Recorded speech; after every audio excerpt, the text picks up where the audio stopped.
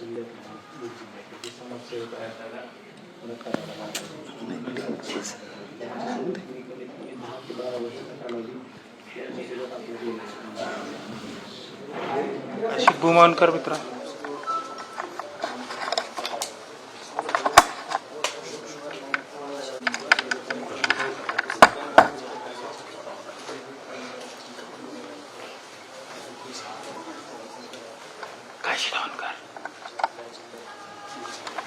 सिद्धार्थ दादा मेरा भी करो, उसको बोलो ना चालू करा ना.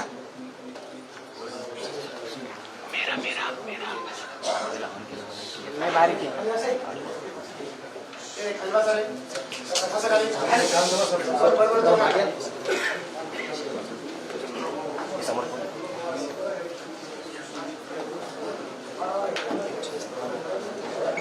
काशी बॉम्ब ठेवा ना.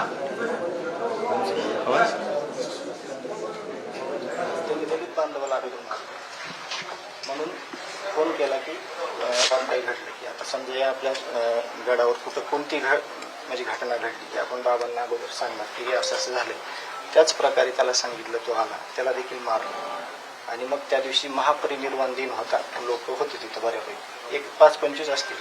मग त्यांच्यात ह्यांच्यात हातापाई झाली, हे साहजिक आहे बाबा. आज आम्ही आलो, पहिले समाधीचं दर्शन घेतलं, आम्ही तुमच्याकडे आलो, आमच्या भावना तुमच्यापर्यंत पोहोचल्या पाहिजेत, आमची फक्त एवढा उद्देश आहे. आणि मग त्या भावनेनं तिथं दलित बांधवाला मारलं. दलित बांधवाची जर अट्रॉसिटी जर त्या दिवशी घेतली असती तर आज संतोष अण्णा देशमुख ज्यांनी की आता तुम्हाला फोटो दाखवले आपले इथलेच आहेत, तसेच 24 वर्ष भावानी विठ्ठलाची वारी केली आत्तापर्यंत, तर तो भाऊ वाचला असता. सगळ्या गोष्टी ही घटना घडल्यावर झाल्या. आणि त्या सगळ्या आरोपीला PSI शिंदे साहेबांना मी स्वतः फोन केला की साहेब, आमचा तुमच्यावर विश्वास आहे. तिथली सगळी पोलीस यंत्रणा जी आहे त्यांना इकडचं मसाजोग एरियातलं कुणाला काहीच ताण नव्हता. घरच्यासारखं आम्ही त्यांच्यासोबत राहत होतो, त्यांना सहकार्य करायचो. तर आम्ही अशा पद्धतीनं गावात राहत असताना त्या दिवशी जर त्याची अट्रॉसिटीची केस घेतली असती तर आज आपला भाऊ जिवंत असता.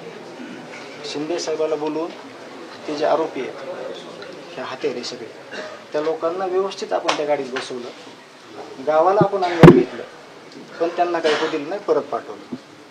त्यांनी त्या गोष्टीचा राग जर धरायचा असता तर आपल्याला जर म्हणले असते की तुम्ही माफी मागा, तुमचं चुकलंय, आपण ते देखील केलं असतं. तर यांची पार्श्वभूमी ही आहे, एवढे गुन्हे त्यांच्यावर, हे सुद्धा तुम्ही सगळे बघून घ्या हे.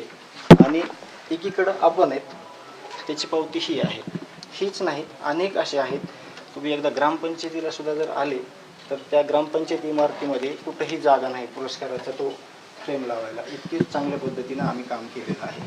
आणि तुम्ही म्हटल्याप्रमाणे की म्हणजे एक थेंब जर रक्ताचा दिसला तर आपल्याला एवढा त्रास होत आहे, तर ते फक्त मी लास्टला दाखवल, कारण का मी आत्तापर्यंत त्या दुःखात गेलो नाही. म्हणजे मी पूर्ण संपून जाईल. मी नाही, तुम्हाला जे आत्ता दाखवणार आहेत ना ते खूप भयानक आहे. म्हणजे मी ते म्हणजे तुम्हाला एक्सप्लेन पण करू शकत नाही आणि मी स्वतःला हे पण करू शकत नाही, खूप भयानक आहे. तर ह्या 2 गोष्टी आहेत, हे सगळे क्राईम मधले आहेत. हे आपल्या भावाची एक पावती आहे, ही एवढीच नाही, ती तुम्ही सगळीकडे बघा.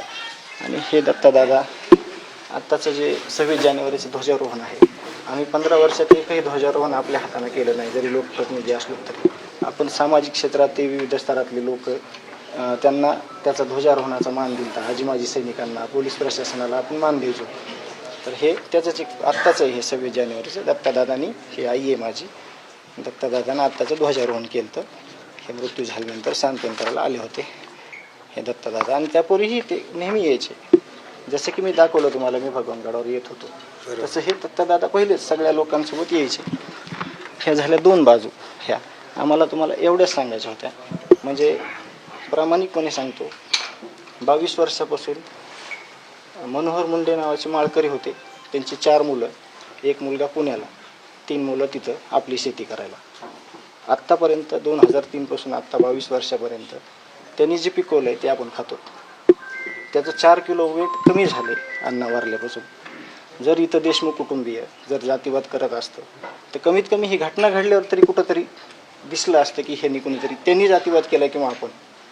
त्रास जास्त होतोय कशाचा, एका दलित बांधवाला वाचवायला गेलेला भाऊ आपला, त्यांनी तिथं जात नाही बघितली, एक आपला 22 वर्षापासून वंजारी समाजाचा जो आमचा माणूस आहे त्याच्यासोबत दुसरी पिढी आमची संपत आली. एक माझ्या मामाची पिढी होती, ते वारले बटेदार मागच्या जुलै महिन्यामध्ये, दादा मनोहर दादा. म्हणजे इतकं करत असताना खरी मानसिकता ह्यांची तपासायची आपल्याला गरज होती. ह्यांच्यावर गंभीर स्वरूपाचे गुन्हे आहेत. हे ज्या ऑफिसमध्ये बसायचे, हे ज्या गाडीत फिरायचे, ह्यांच्यासोबत ज्यांचे फोटो आहेत, त्या लोकांनी ह्यांची मानसिकता जर तपासली असती महाराज, तर समाजात असं गोष्टी घडल्या नसत्या. आपण तुम्हाला आवाज गेला नसेल तर सांगू इच्छितो की पहिल्यापासून भगवान बाबाला मानणारं कुटुंब आहे आणि संतोष अण्णाची शेती मुंडे परिवार करत होता. जातीय सलोखा पहिल्यापासून त्या गावामध्ये होता. ते आज हे सांगायला आलेले आहेत की आम्ही यापूर्वी ते किती वेळा गडावर आलेले आहेत, त्यांनी ते मोबाईलमध्ये फोटो दाखवलेले आहेत. भगवानगडाचेच आहेत. भगवानगड त्यांच्या कायम पाठीशी राहील हे माझं आजची ग्वाही आहे आपल्याला. बाकी मग आम्ही बोलून घेतो. अजून एक बोलतो, हे जे गुन्हे आहेत 40-50 हे आरोपीवर सगळ्या, त्याच्या अपोजला हे साहेब तुम्ही बघा एकदा, हे तुमच्या पोलीस प्रशासनानं प्रभारी अधिकारी पोलीस स्टेशन केज यांनी हे प्रमाणपत्र आपल्याला दिलेलं आहे. अख्ख्या गावाचे पण गुन्हे ह्याचे अर्धे पण नाहीत किंवा जे आहेत ते किरकोळ आहेत. शेतीचा वाद म्हणजे कुठंतरी काहीतरी थोडीफार किरकोळ अशा, ह्याचं प्रमाणपत्र पोलीस प्रशासनानं दिलेलं, ह्या डिपार्टमेंटनं दिलेलं आहे मसाजोगला. आणि गावाला 19 पुरस्कार या माध्यमातूनच मिळालेले आहेत सगळे. म्हणजे हे पण खूप महत्त्वाचा विषय आहे. कुठलीही गुन्हेगारी वृत्ती नाही. त्या लोकांचा आपल्याला कधी संबंध नव्हता आला. त्यांनी फक्त एकदा विचार करायला पाहिजे होता किंवा इतका 15 वर्षे सरपंच राहणाऱ्या माणसाला एकदा भेटावं. आम्हाला मी इथं मुद्दा म्हणून काही राजकीय गोष्टी बोललो नाही. त्याचं कारण काय की हा राजकीय गोष्टी बोलायचा किंवा मला हे सुद्धा त्रास व्हायला हे आरोपीबद्दल सुद्धा ह्या गादीवर बोलायचा. कारण का ह्यांचं हे कागदावर आलेलं काम आहे महाराज. ह्यांचे ह्या कागदामागचे कामं जर सगळे तुम्ही शोधले किंवा आम्ही सांगितले दुसऱ्या ठिकाणी, इथं नको, ही बाबाची म्हणजे बाबाचं ठिकाण आहे, इथं ह्यांच्यावर सुद्धा बोललो एवढं तर सुद्धा मला म्हणजे शहारे यायलेत. कारण इथं फक्त चांगल्या कामचं म्हणजे शिदोरी घेऊन जाऊ शकतो आपण. मागच्या वेळेस तुमची भेट झाली नव्हती, आम्ही आलो होतो, दर्शन घेतलं, थांबलो. आणि मला एकच उद्देश म्हणायचा की ह्यांची मानसिकता जर तपासली, आरोपींना आम्ही माफ करणार नाही, आरोपीला आम्ही पाठीशी घालत नाही. आम्ही भगवान बाबाच्या गादीवर बसून आम्ही शब्द देतो तुम्हाला, आरोपीच्या पाठीमागे भगवानगड नाहीत, संतोष देशमुखच्या पाठीमागे